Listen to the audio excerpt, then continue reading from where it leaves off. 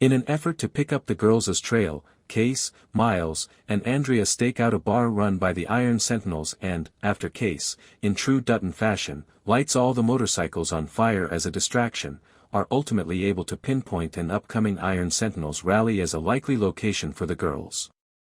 Unfortunately, in what's becoming a trope for Marshals, no other law enforcement organization will offer assistance with the rally, leaving the team scrambling to find a way in.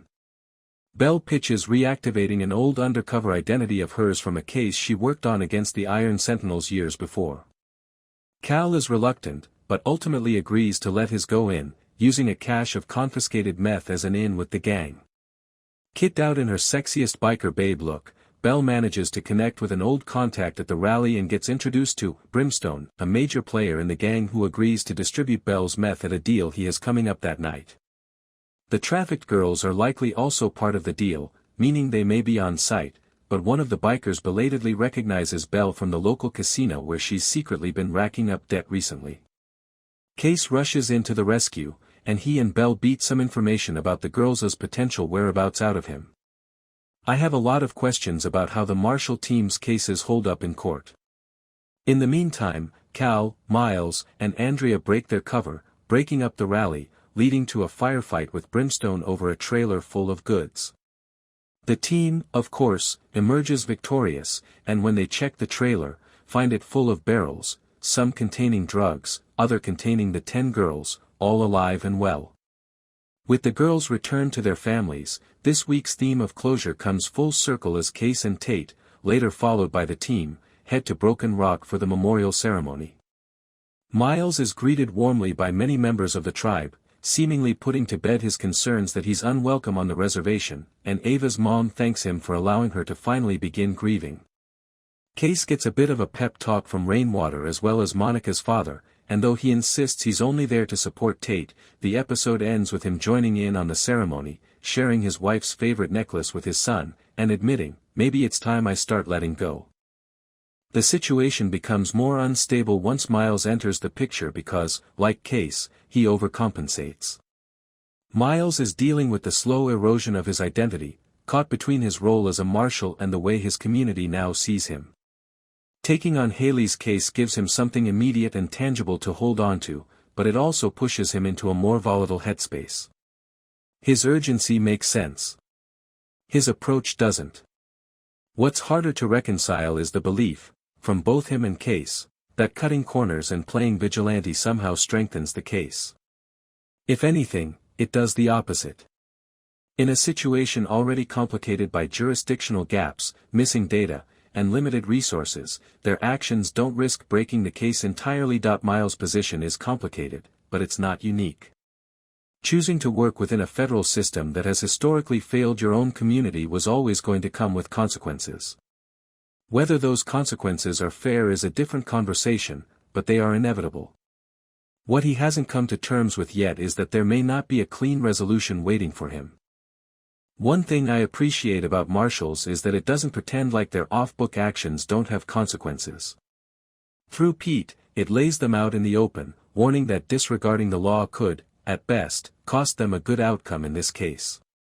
The problem is that Pete isn't being firm enough. So far, he has been able to contain the situation by raising his voice in the 11th hour, but what happens when Kayce or Miles fails to hear him at that crucial moment? They have barely survived Guilford's Inquisition, and while he's happy to take credit when they do great work, he could also throw them under the bus to save his own skin. Overall, this arc is a noble endeavor, but its execution is watered down by its focus on the egos of two men.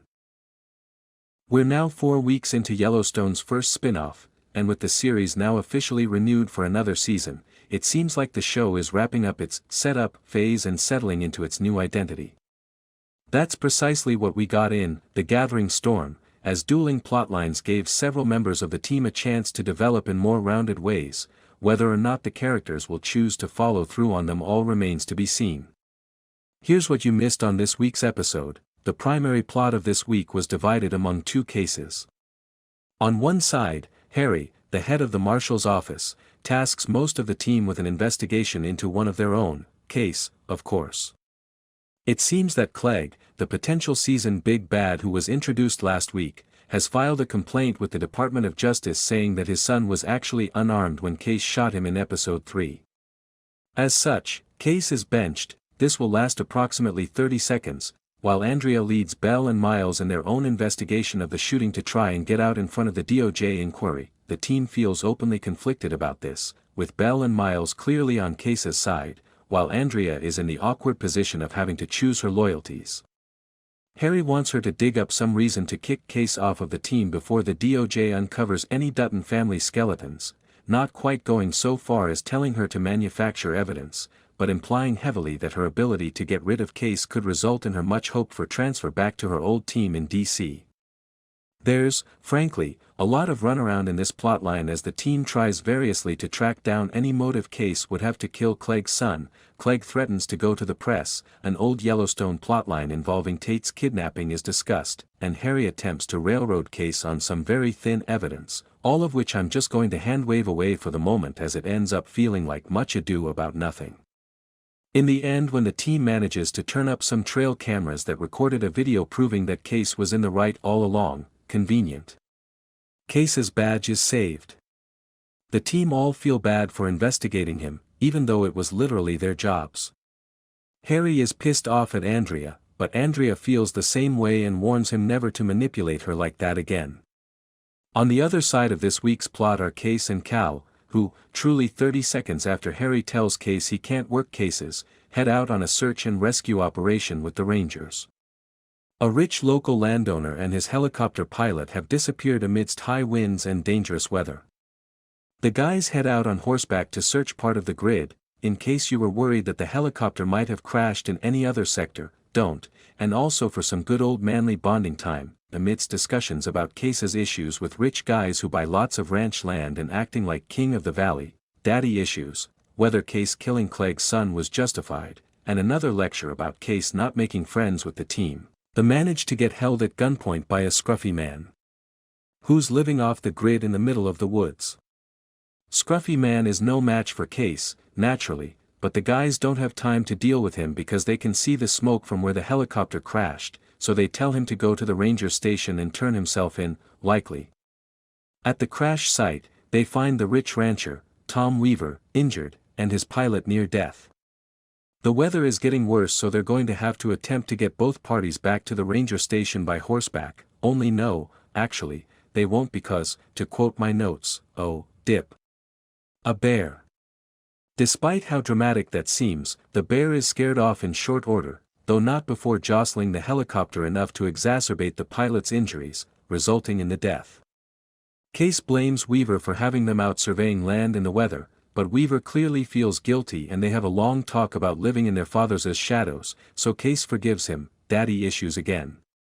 Calvin and Miles manage to get Weaver out safely, though not before Scruffy Man returns, shocking, to steal their supplies and try to shoot them. Kayce goes to visit Weaver in the hospital afterwards, where he provides him with some handy ranching information. Weaver insists on lending him some ranch hands as repayment for saving his life, and Weaver's beautiful blonde daughter, Dolly, visibly contemplates NSFW ways she could also show her gratitude, having apparently taken Cal's nagging about. Hanging out with the team to heart, Kayce joins them all at the bar, with Dolly. As Andrea says, I know what grateful looks like, and that's not how she's eyeing you. Saddle up, cowboy. In the final moments of the episode, Dolly corners Kayce up, gently teasing him about being introverted, and tries to cajole him into showing her what Montana has to offer. Kayce says, maybe. For the second week in a row, there's no Tate in the episode. There are a few fun character details in this episode that don't quite come to anything, but might be seeds for the future, including, Andrea went to law school, though she didn't graduate, Belle plays golf, and gambles on it, Miles ghosted a woman who, also goes to their bar. Okay, not so much for Miles this episode. Easily the most interesting side tidbit of the episode came toward the end when Calvin reveals that Maddie, the bartender he's seemingly been trying to win over all season, is, in fact, his daughter. He took the placement on the team to be closer to her, but now she doesn't want anything to do with him because, well, he was a crappy father for 20 years. Fair enough that I realize this is entirely beside the point of the series, but the show keeps bringing it up and forcing me to think about it. Kayce says he has 300 pairs, that's 300 cows with calves, for those who weren't raised in cattle country. Weaver says he's going to lend Kayce some ranch hands to deal with said cattle. Kayce has previously said that Rip also got his some ranch hands. So where the heck are these ranch hands?